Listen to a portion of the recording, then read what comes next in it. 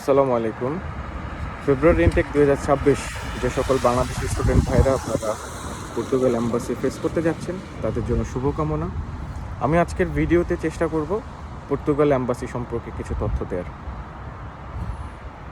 Portugal embassy কি psychological test নেয় কিনা এটা একটা বড় প্রশ্ন। কারণ আমরা যখন গুগল ম্যাপের নয়াদিল্লির পর্তুগাল এম্বাসি সম্পর্কে সার্চ দিই, যদি গুগল ম্যাপে ১০০ রিভিউ আমরা দেখি তার মধ্যে 99% রিভিউ হচ্ছে নেগেটিভ। এবং ওইখানে সবাই ডিরেক্টলি বলে যে স্টুডেন্টের সাথে খারাপ ব্যবহার করা হয়, স্টুডেন্টদেরকে তাদের প্রপার রেসপেক্টটা করা হয় না। তো এই ধরনের অনেকগুলো তথ্য পাবেন যেগুলো দেখে আমরা আসলে বাংলাদেশের স্টুডেন্টরা একটু ভয় পাই, এবং আমি নিজেও ভয় পেয়ে গিয়েছিলাম। তো এটার আসলে কারণটা কি? একটা অ্যাম্বাসি আপনার সাথে কেন শুধু শুধু খারাপ ব্যবহার করবে? একজন অ্যাম্বাসি সেই রাইটসটা আছে কিনা আপনার সাথে খারাপ ব্যবহার করার? এটা কি অন্য কোনো উদ্দেশ্য আছে কিনা এই আপনার সাথে এই ধরনের রুড আচরণ করার? অথবা ওইখানে যারা রিভিউ দিচ্ছে 99% তাদের সাথে রুড আচরণ অন্য কোনো কারণ আছে কিনা? আমি যদি বলি আমার অভিজ্ঞতা থেকে, এবং অন্যান্য পর্তুগালের যারা যে স্টুডেন্টরা পড়াশোনা করতেছেন, বাংলাদেশি স্টুডেন্ট অথবা এশিয়ান স্টুডেন্ট যারা পড়াশোনা করতেছেন, তাদের কাছ থেকে জেনে আমি এটা বলতে পারি। এবং আমার অনেক টিচারদের সাথেও এই বিষয়টা নিয়ে কথা হয়েছে। তো একটা ব্যাপার খুব ক্লিয়ার, এটা আসলে খারাপ ব্যবহার করাটা না, খারাপ ব্যবহার হিসেবে বলা যায় না, এটা অ্যাকচুয়ালি একটা সাইকোলজিক্যাল টেস্ট। কারণ আপনি দেখেন, আমরা যখন এশিয়ার যে স্ট্রাকচার আমরা পড়াশোনা করি, ইউরোপের স্ট্রাকচারটা একটু আলাদা। এখানে আপনার মেন্টাল প্রেশার থাকবে। ইভেন আপনি যখন আপনার নিজের দেশ ছেড়ে অন্য একটা দেশে আসতে চাচ্ছেন, সেই দেশে এসেই আপনার একটা বলা যায় যে স্বাভাবিক যে জীবনযাপন, আপনার এটার থেকে একটু বের হয়ে আসতে হবে। তো এটা একটা মেন্টাল প্রেশার। তো আপনি আসলে এই প্রেশারটা নিতে পারেন কি না, আপনি আপনার মধ্যে সেই ধৈর্যটা আছে কি না যে আপনি চাইলেই যে কোনো খারাপ পরিস্থিতিতে আপনি টিকে থাকতে পারবেন, বা আপনার যে অ্যাকাডেমিক্যাল প্রেশার, সেই প্রেশারটা আপনি নিতে পারবেন, এই ধরনের মেন্টাল স্ট্রেংথ আপনার আছে কি না। মূলত এই সাইকোলজিক্যাল টেস্টটাই অ্যাম্বাসিতে করা হয়। নর্মালি আধা ঘন্টা থেকে ১ ঘন্টা বা ১ ঘন্টার উপরেও ইন্টারভিউ সেশনটা হয়ে থাকে। এই পুরো সেশনটা একটা সাইকোলজিক্যাল টেস্টের মধ্যে দিয়ে যাওয়া হয়, যেটা একটা স্টুডেন্ট ধরতেও পারে না যে সে একটা সাইকোলজিক্যাল টেস্টের মধ্যে আছে।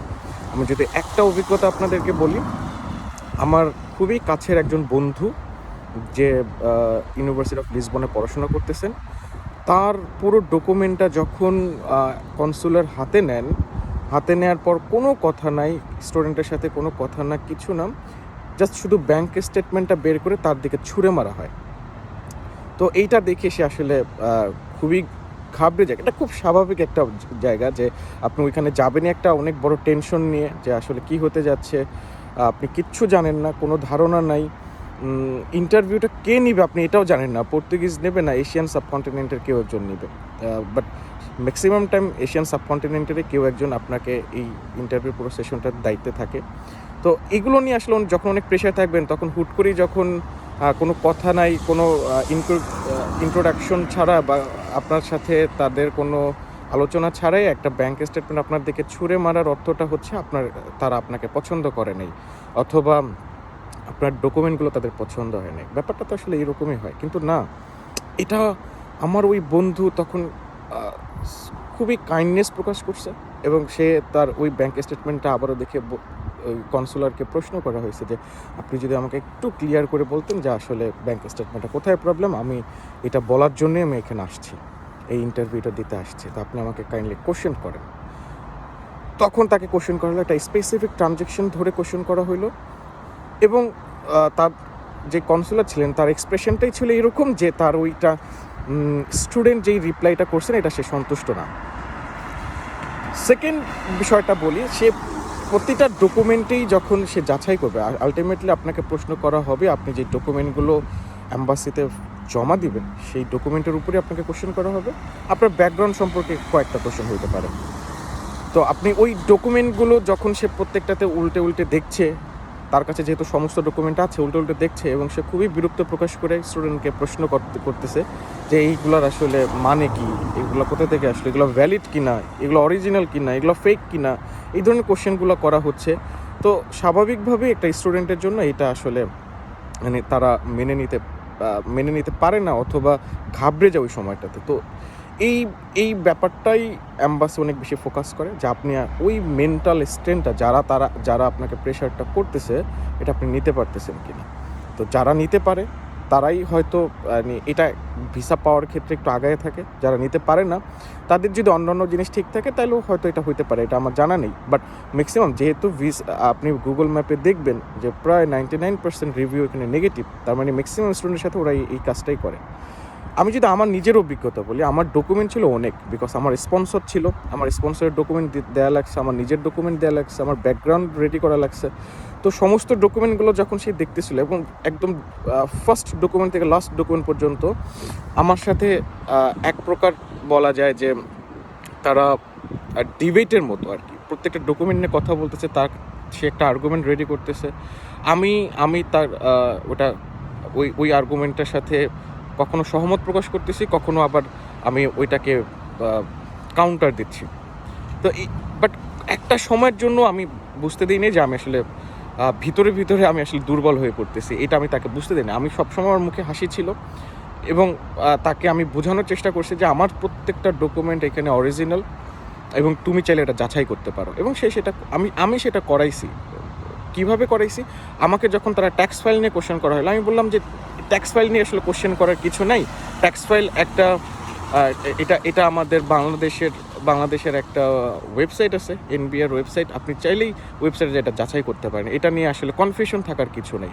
আমি নিজে সিস্টেমটা থেকে, ইন্টারভিউ বোর্ডের সিস্টেম থেকে, আমার চেয়ারের পরে একটা টেবিল, ছোট্ট একটা টেবিলের পরে হচ্ছে কনসুলারের চেয়ার এবং টেবিলের মাঝ বরাবর একটা ল্যাপটপ। এই স্ক্রিনটা আমিও দেখতে পাই, কনসুলারও দেখতে পাই।